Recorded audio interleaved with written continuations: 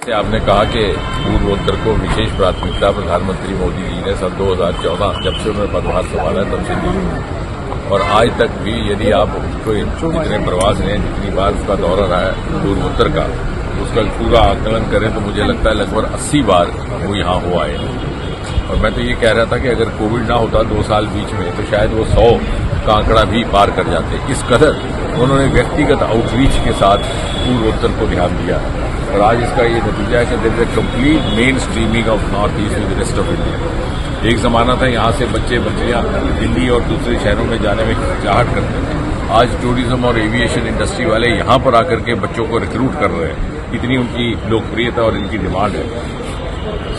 Development विकास का जाल बिछ गया, सड़कों का जाल, रेल की पटरी। एक जमाना था जब 3-4 ऐसे प्रदेश थे जहां किसी ने रेलगाड़ी नहीं देखी थी।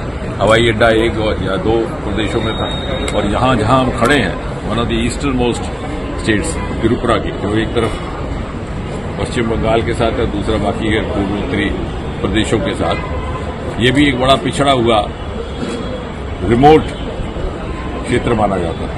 आज स्टेट इनोवेशन मिशन की जो नई एक पहल की है भारत सरकार ने नीति आयोग के माध्यम से अटल इनोवेशन मिशन के अंतर्गत उसके सौजन्य से वो स्टेट इनोवेशन मिशन स्थापित करने वाला ये पहला प्रदेश बना है। इससे आपको समझ में आएगा कि किस प्रकार बाकी प्रदेशों के साथ कंधे से कंधा मिलाकर के पूर्वोत्तरी प्रदेश इस समय प्रगति कर रहे हैं। और त्रिपुरा के स्टेट इनोवेशन मिशन के स्थापित होने के लिए यहाँ के मुख्यमंत्री प्रोफेसर शाह और यहाँ के चीफ सेक्रेटरी साहब, हमारे आईटी सेक्रेटरी साहब सब बधाई के पात्र हैं कि उन्होंने एक डबल ट्रैक करके इसको स्थापित किया। और मुझे विश्वास है कि ये एक दूसरे प्रदेशों के लिए भी एक मोटिवेशन रहेगा, उदाहरण रहेगा, क्योंकि धीरे धीरे बाकी प्रदेशों में भी इस तरह के मिशंस के कार्यालय हम काम स्थापित करेंगे। इसके अतिरिक्त त्रिपुरा जैसे दूर दराज प्रदेश में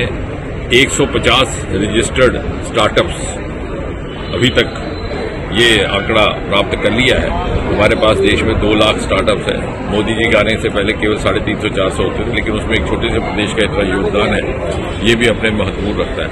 और इसके अलावा जैसा आप सब जानते हैं कि बैम्बू का यहाँ पर बहुत बड़ा भंडार है। हमें विश्वास है कि आने वाले समय में जो उसका पूरी तरह से पोटेंशियल यूटिलाइज नहीं हो पाया था वो भी होने की व्यवस्थाएं की जाएंगी।